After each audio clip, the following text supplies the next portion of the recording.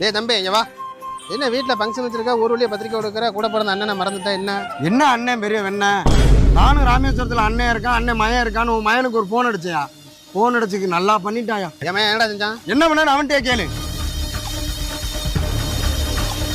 டேய் என்னப்பா சித்தப்பா என்னடா சொன்ன? உன் தம்பி என்ன கேட்டாரு தெரியுமா? டேய் என் தம்பி நீ எப்பறம் பேச போச்சு? முழுசா கேட்டு பேசியா? நேத்து நம்ம ஊர்ல எவ்வளவு காத்து மழையுமா இருந்துச்சு. உன் தம்பி எனக்கு போன் அடிச்சாரு. ஹலோ சித்தப்பா, சொல்லுங்க சித்தப்பா. என்னப்பா ராமேஸ்வரத்தில் ஒரே புயலும் மழைன்னு கேள்விப்பட்டேன், எப்படி இருக்கிய?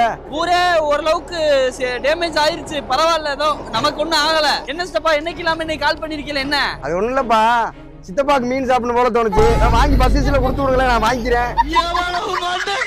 சித்தப்பா என்ன பேசுறியா? இங்க ஊரே புயல் அழிஞ்சுகிட்டு இருக்கு, உங்களுக்கு மீன் சாப்பிடணும் போல இருக்கா? போட்டு எப்படி போகும், எப்படி மீன் பிடிக்க முடியும்? போட்டு போடலாம் என்னப்பா, வள்ளத்துல சரக்கு வரும்ல, அதை வாங்கி அனுப்பி விடுங்க, நான் வாங்கிக்கிறேன். சித்தப்பா ஊரே அழிஞ்சுகிட்டு இருக்குங்கிறேன், தெரிஞ்சுதான் பேசுறீங்களா? இருந்தாலும் சித்தப்பா அப்படி கேட்டிருக்க கூடாது.